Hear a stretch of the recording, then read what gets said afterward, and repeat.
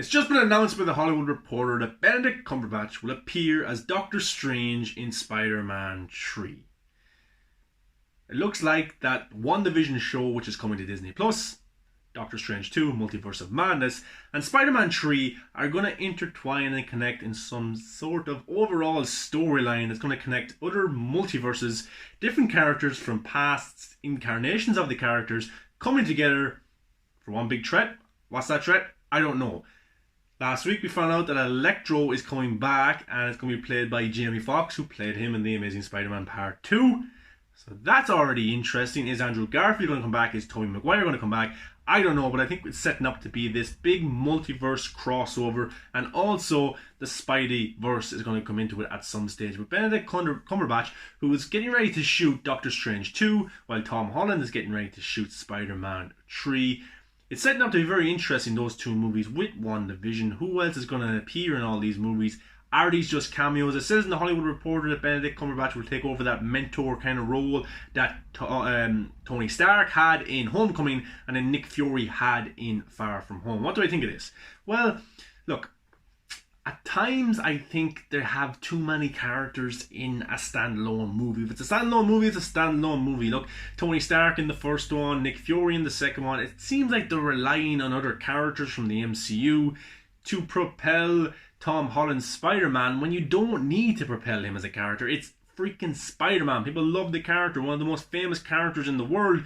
People are going to see Spider-Man. That's the reason that they are there.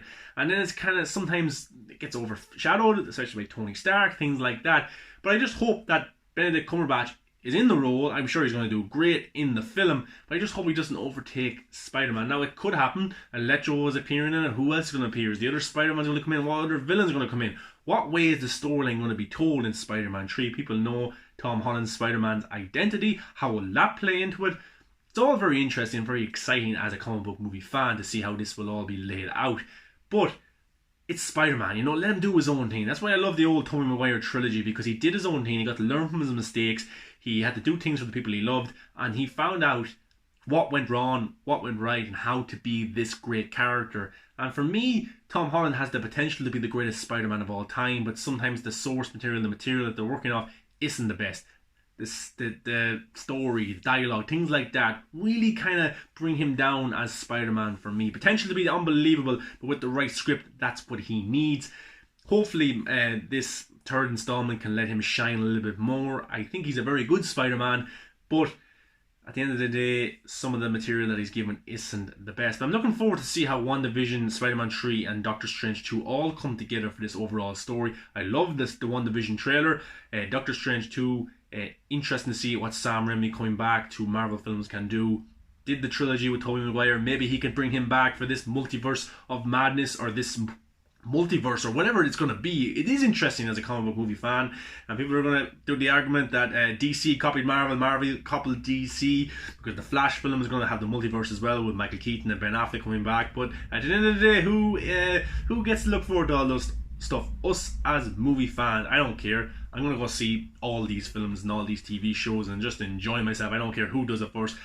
I don't care. I'm just going to enjoy it, because let me know your thoughts. That Benedict Cumberbatch will be appearing in Spider-Man 3 alongside Tom Holland in a mentoring role, very much like Tony Stark did in Homecoming and Nick Fury did in Far From Home. Do you think he shouldn't be in a film? It's a Spider-Man film. Should they just concentrate on the Spideyverse if that's what they want to do? Or are they just concentrating on connecting everything too much in the MCU and bringing in Marvel and Avenger characters too much into what's supposed to be a standalone Spider-Man film? I can live with Andrew Garfield, I can live with Tobey Maguire and Electro, because those are Spider-Man characters coming together. But then when you bring other characters from other solo films into it, does that kind of overshadow Spider-Man a bit? I want to hear your thoughts. Give a like, comment, subscribe, come follow me on all the social media. Talk about the one thing we love, which is movies. Spider-Man 3, yep!